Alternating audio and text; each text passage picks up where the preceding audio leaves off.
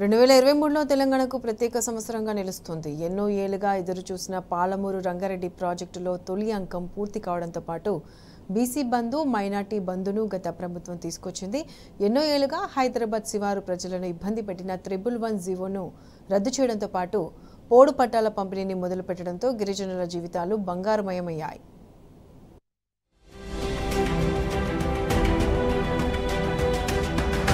తెలంగాణ సాగునీటి గోసను తీర్చేందుకు గోదావరి నదిని పూర్తి స్థాయిలో వాడుకునేందుకు బీఆర్ఎస్ ప్రభుత్వం ప్రతిష్టాత్మకంగా కాళేశ్వరం నిర్మాణం పూర్తి చేసింది. బీడు భూములకు సాగునీరు అందించడంతో పాటు ఎన్నో గ్రామాలకు తాగునీరు అందించింది.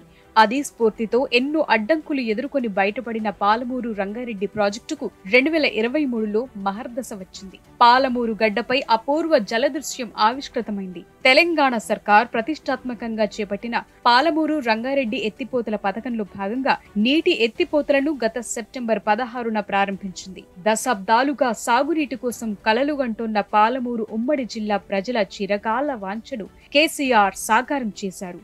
నాగర్ కర్నూలు జిల్లా కొల్లాపూర్ మండలం నార్లాపూర్ వద్ద పాలమూరు రంగారెడ్డి ఎత్తిపోతల పథకాన్ని ప్రారంభించి జాతికి అంకితం చేశారు.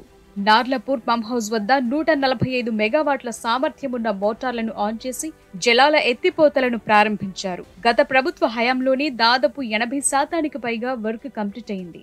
మిగిలిన వర్క్ను ఈ ప్రభుత్వం పూర్తి చేయాల్సింది.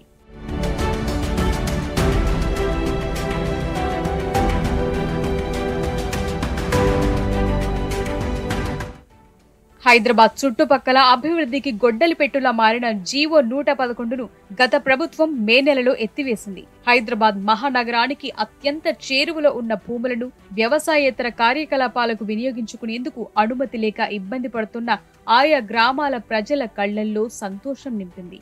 జీవో 111 కిందికి ఉస్మాన్ సాగర్, హిమాయత్ సాగర్ పరిధిలోని 84 గ్రామాలుస్తాయి. ఇదంతా బయో కన్జర్వేషన్ జోన్ గా ఉండేది. ఈ ప్రాంత విస్తీర్ణం 538 చదరపు కిలోమీటర్లు. అంటే ఇది దాదాపు జీహెచ్ఎంసీ విస్తీర్ణానికి సమానం. ఈ 84 గ్రామాల్లోని 132,000 ఎకరాల భూములున్నాయి. నగరానికి చేరువలో మరో భాగ్యనగరం పట్టేంత విస్తీర్ణంలో భూములున్నా అలాంటి భూములు వ్యవసాయేతర కార్యకలాపాలు చేపట్టడంపై జీవో 111 ప్రకారం ఆంక్షలుండేవి. ఇప్పుడు ఆ ఆంక్షలు ఎత్తివేయటంతో అభివృద్ధి వేగంగా జరుగుతోంది. రైతులకిచ్చిన మాటను గత బీఆర్ఎస్ ప్రభుత్వం నిలబెట్టుకుంది. 2018 ఎన్నికల సమయంలో రైతు రుణమాఫీ చేస్తామని తెలంగాణ తొలి సీఎం కేసీఆర్ ప్రకటించగా 2023లో దాన్ని నెరవేర్చారు. 2018లోనే రుణమాఫీకి ప్రయత్నాలు చేయగా పెద్ద నోట్ల రద్దు, కరోనా వంటి విపత్తులతో రాష్ట్ర ఆర్థిక వ్యవస్థ ఒక్కసారిగా ఒడిదుడుకులకు గురైంది. దీంతో అన్ని పరిస్థితులు సర్దుకున్న తరువాత ఈ ఏడాది ఆగస్టు 15న ఈ రైతు రుణమాఫీ కార్యక్రమాన్ని గత ప్రభుత్వం మొదలుపెట్టింది. 1,00,000 లోపు రుణాలతో పాటు 1,00,000 పైన తీసుకున్న రైతుల రుణాలను కూడా మాఫీ చేసింది. మొత్తం 23 లక్షల పైచిలుకు రైతులకు చెందిన దాదాపు 13,000 కోట్ల రుణాలను ప్రభుత్వం మాఫీ చేసింది.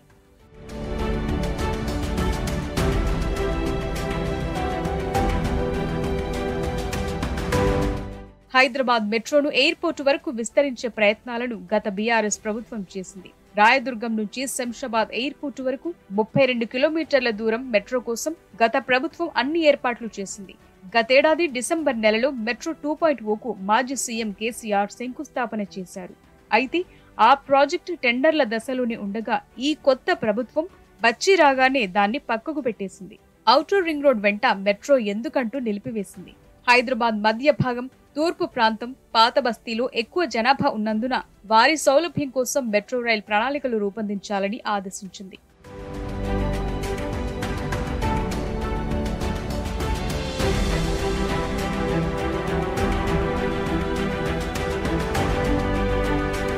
హైదరాబాద్లో మౌలిక సదుపాయాలు కల్పించేందుకు గత ప్రభుత్వం ఎన్నో కార్యక్రమాలు చేపట్టింది. ఎస్ఆర్డీపీలో భాగంగా 36 ప్రాజెక్టులను పూర్తి చేసింది. దీనిలో ఫ్లైఓవర్స్, అండర్ పాస్లు, రైల్వే ఓవర్ బ్రిడ్జిలతో పాటు ఎన్నో కార్యక్రమాలు చేపట్టింది. ముఖ్యంగా 2023లో అత్యంత ప్రతిష్టాత్మకంగా నిర్మించిన ఇందిరా పార్కు నుంచి VST వరకు నిర్మించిన స్టీల్ బ్రిడ్జ్ ను గత ప్రభుత్వం ఆగస్టు 18న అందుబాటులోకి తీసుకొచ్చింది.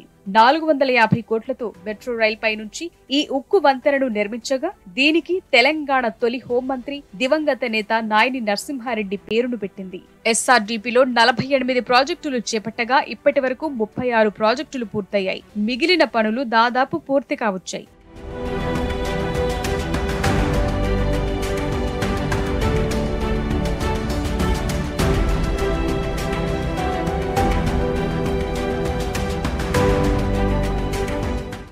గిరిజనులు ఆదివాసీల దశాబ్దాల డిమాండ్లను నెరవేర్చిన ఘనత గత BRS ప్రభుత్వానికి దక్కుతుంది. ప్రధానంగా ఆదివాసీల 3 డిమాండ్లైన స్వయం పాలన, రిజర్వేషన్ల పెంపు, పోడు భూముల పట్టాలను నిజం చేసి చూపించారు మాజీ సీఎం కేసీఆర్. కుమరం భీం ఆసిఫాబాద్ జిల్లాలో జూన్ 30న గిరిజనులకు పోడు భూముల పట్టాల పంపిణీ ప్రారంభించారు. పోడు పట్టాలు పొందిన గిరిజనులకు వెంటనే రైతు బంధును అమలు చేశారు. గిరిజనుల కళ్లల్లో ఆనందం నింపారు.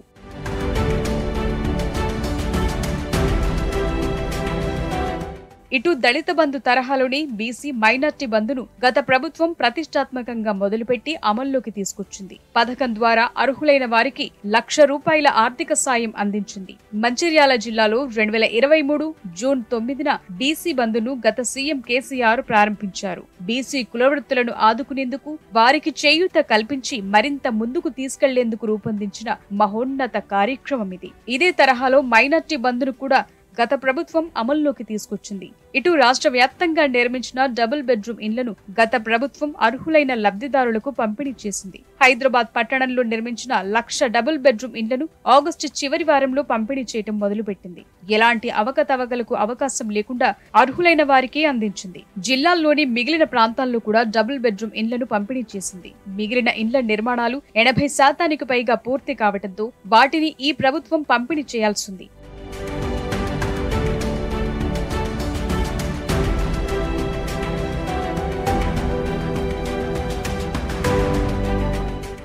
ప్రభుత్వ పాఠశాలల్లో చదివే విద్యార్థులు దాదాపు నిరుపేదలే ఉంటారు. వీరు ఉదయం బయటకొచ్చేటప్పుడు ఏమీ తినకుండా వస్తుండగా ఆరోగ్యం దెబ్బతినే అవకాశం ఉంది. ఇందుకోసం గత ప్రభుత్వం ముఖ్యమంత్రి అల్పాహారం పథకంకు శ్రీకారం చుట్టింది. బలవర్ధకమైన ఆహారంతో భావి తరాలు ఆరోగ్యంగా ఉండాలని బంగారు తెలంగాణలో పౌష్టికాహార లోపం ఆనవాళ్లను నిర్మించటమే లక్ష్యంగా దీన్ని తీసుకొచ్చింది. రాష్ట్ర వ్యాప్తంగా 28,000కు పైగా ప్రభుత్వ పాఠశాలల్లో చదువుతున్న 23 లక్షల మంది చిన్నారులకు ఈ పథకం ద్వారా అల్పాహారం అందుతోంది.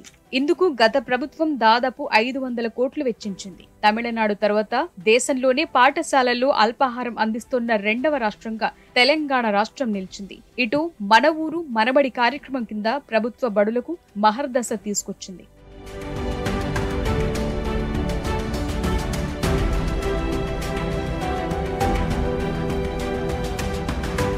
రాష్ట్రం అభివృద్ధిలో ముందుకెళ్లాలంటే గ్రామాలు అభివృద్ధి చెందాలనే లక్ష్యంతో గత ప్రభుత్వం ఎన్నో కార్యక్రమాలను అమలు చేసింది. దీంతో దేశంలోనే బెస్ట్ గ్రామ పంచాయతీలుగా తెలంగాణ పల్లెలు నేడు నిలుస్తున్నాయి. తెలంగాణ అభివృద్ధికి నిదర్శనంగా కేంద్రం ఇచ్చిన అవార్డులు నిలుస్తున్నాయి. కేంద్ర ప్రభుత్వం దేశవ్యాప్తంగా వివిధ విభాగాల్లో మంచి పనితీరు కనబర్చిన గ్రామ పంచాయతీలకు దీన్ దయాళ్ ఉపాధ్యాయ పంచాయత్ సతత్ వికాస్ పురస్కార్ 2023, నానాజీ దేశ్ముఖ్ సర్వోత్తమ్ పంచాయత్ సతత్ వికాస్ పురస్కార్ 2023 పేరుతో పురస్కారాలను అందజేసింది.